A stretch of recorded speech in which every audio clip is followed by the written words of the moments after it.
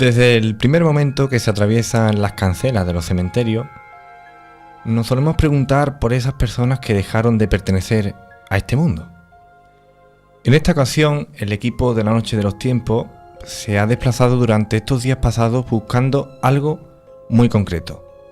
¿Quién es o cómo se llama el difunto más antiguo del cementerio municipal de Escacena? Por fin podemos decir que lo hemos encontrado, pero queremos saber más sobre Elvira Arangüete de Vargas, 19 años. Falleció el 30 de septiembre de 1886. Como esta edición está siendo especial en todos los sentidos, contamos con la presencia de Miguel Ángel Acosta. Buenas noches. Hola, buenas noches. Y bienvenido. Gracias.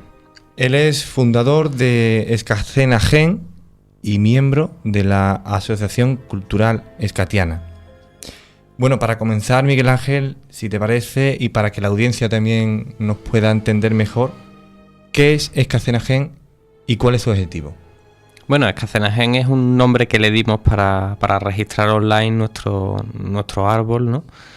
No es un nombre definitivo, pero bueno, de algún modo se ha ido quedando, ¿no?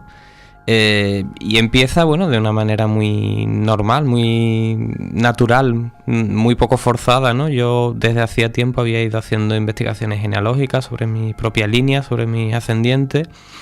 Fui encontrando otra gente a la que también le interesaba ese tema y que había hecho por su parte sus pequeñas investigaciones. Fuimos uniéndolas, fuimos reclutando a otras personas que querían saber, haciéndoles árboles y uniendo cosas que iban apareciendo.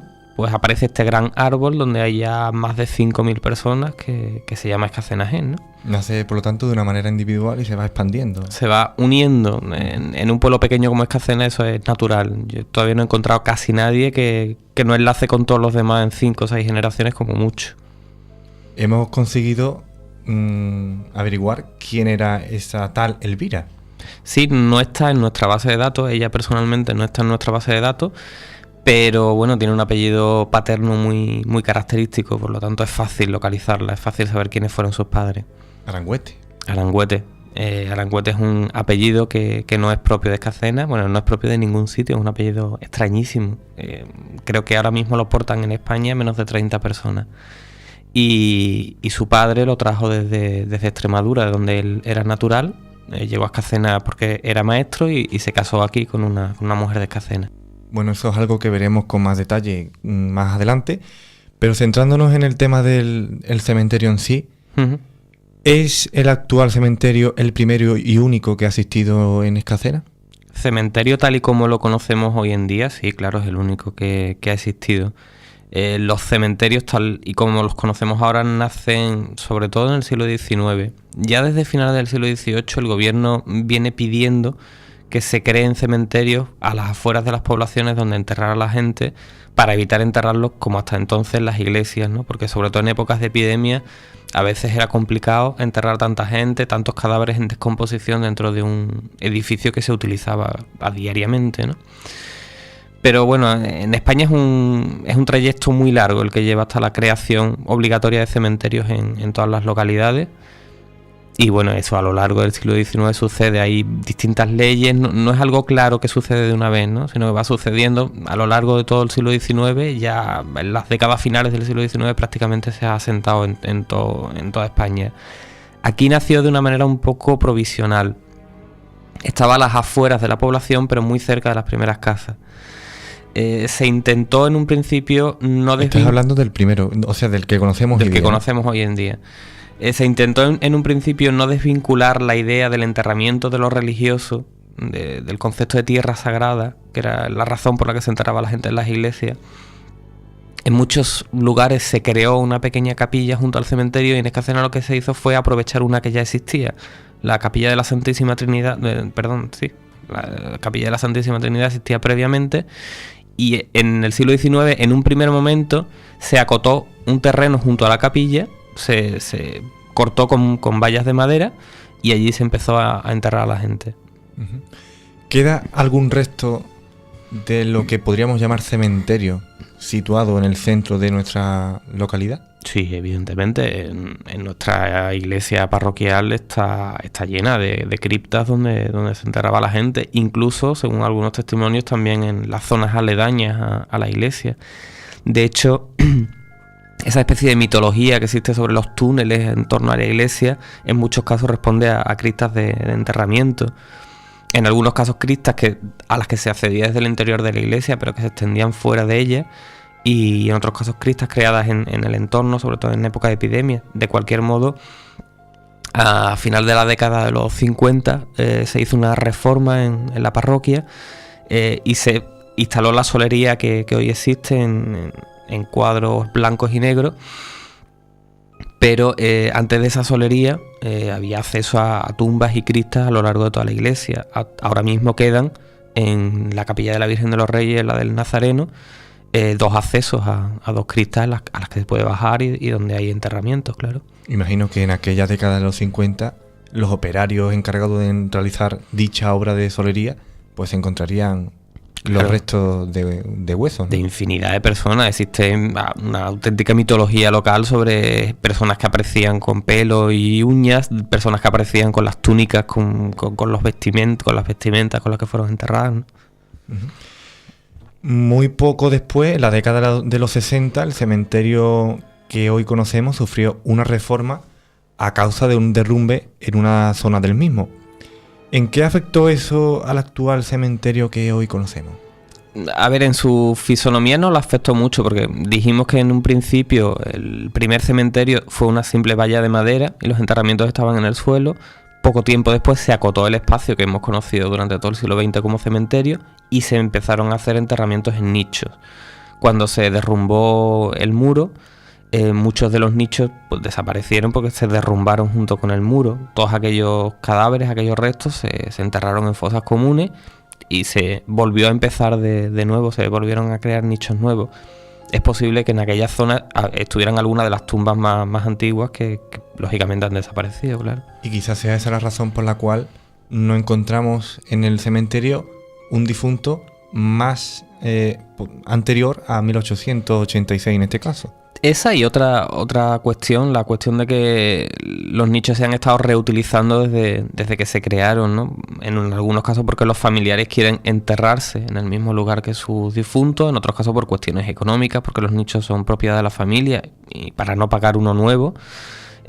Por ese tipo de razones, los nichos se han estado reutilizando continuamente. Eso no quiere decir que lo que aparece en la placa, lo que anuncia la placa sea lo único, porque en muchos casos cuando la familia vuelve a reutilizar el nicho, los restos anteriores se depositan en el interior del mismo, con lo cual probablemente hay muchos difuntos mucho más antiguos que los que la lápida anuncia. Y también cabe destacar que nos hemos encontrado muchos nichos sin lápida. Puede que también en su interior albergue un difunto posterior, en este caso anterior al. En ese caso sí hay un registro municipal que los nichos que están vacíos, en unos casos porque alguien los ha comprado, en algunos casos fallece un miembro de una pareja y compra la de al lado, la de compra arriba. Claro, el miembro que queda vivo compra la de al lado o la de arriba para enterrarse junto a su difunto, si no han pasado todos los años suficientes como para enterrarse en él. Y en general la mayoría de los nichos sin lápida responden a eso. Centrándonos más en Elvira Arangüete de Vargas, ¿la podríamos considerar como la difunta más antigua o como la difunta con mejores datos guardados? A ver, no guardados, de los que se pueden ver, porque desde que el cementerio es municipal, desde el siglo XIX, es obligatorio que el ayuntamiento tenga un registro de todas las personas que se han enterrado en el cementerio municipal. Por lo tanto, evidentemente queda un registro de todos los difuntos allí enterrados. Elvira es la más antigua, a la que se puede ver una placa, ¿no?, concreta, con una fecha concreta, una lápida que te dice una fecha concreta de enterramiento. En ese sentido es la más antigua que podemos ver directamente con otros ojos al entrar al cementerio, que no quiere decir que no haya difuntos más antiguos en nichos reutilizados. ¿Y por qué pasa el cementerio de pertenecer a la parroquia y pasa a pertenecer a un ámbito municipal? En realidad el cementerio de Escacena nunca ha pertenecido a la parroquia. En otros lugares sí es cierto que en las inmediaciones de la iglesia se enterraba al aire libre la gente, y esos cementerios siguen perteneciendo a la parroquia. En el caso de Escacena, cuando se crea el cementerio junto a la ermita de la Trinidad, el cementerio se crea en un espacio abierto no utilizado, una especie de descansadero de ganado, que no es propiedad de nadie. Lo crea el ayuntamiento y pasa a ser propiedad municipal. El cementerio siempre ha sido, en el caso de Escacena, propiedad municipal. Vale. ¿Alguna causa más posible de la muerte de Elvira? Bueno, evidentemente eso no lo podemos saber. Vamos a especular un poco sobre la causa. Quizá en su partida de función, porque Elvira muere en una época en la que no hemos llegado a eso, pero en la que existe registro civil. En su partida de función, en el registro civil probablemente especifique la causa. Aunque también es cierto que en nuestro registro civil hay durante muchos años defunciones en las que la causa no aparece nada específica. Simplemente todos los fallecidos se refieren como fallo multiorgánico o como lesiones incompatibles con la vida. O sea, no describen nada, pero en otros casos sí que describen la causa de la muerte. Lo que sí podemos es especular. Tenemos siempre la posibilidad de ir al registro civil y ver si en su partida lo especifica. Pero es cierto que a finales del siglo XIX, incluso las primeras décadas del siglo XX, antes de que la penicilina se inventara y se hiciera popular, era muy habitual que las personas jóvenes murieran de tuberculosis.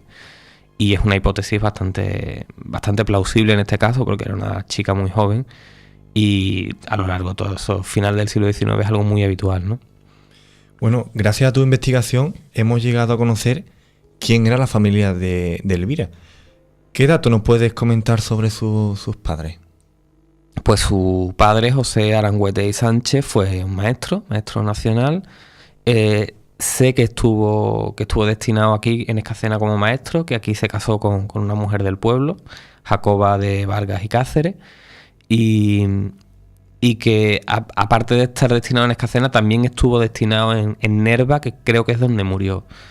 Se casó con esta mujer de Escacena y debió ser alguien muy reconocido, muy querido en el pueblo, porque durante mucho tiempo la calle Manzanilla llevó su nombre, se llamó calle Arangüete y Sánchez en su honor, ¿no? Porque era el lugar donde él vivía, ¿no? ¿A día de hoy continúa la línea genealógica de Elvira?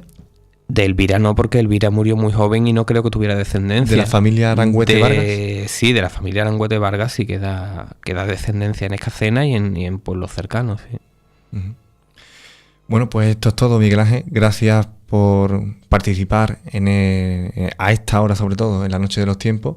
Gracias por tu colaboración, gracias por tu investigación. De nada. Y nos despedimos ahora con este poema que aparece en la lápida de Elvira. Y dice así: era un querube que perdido vino a arrastrar su existencia por el suelo. De flores mil llenará su camino, hasta que ya cumplido su destino, voló tranquilo a la mano del cielo.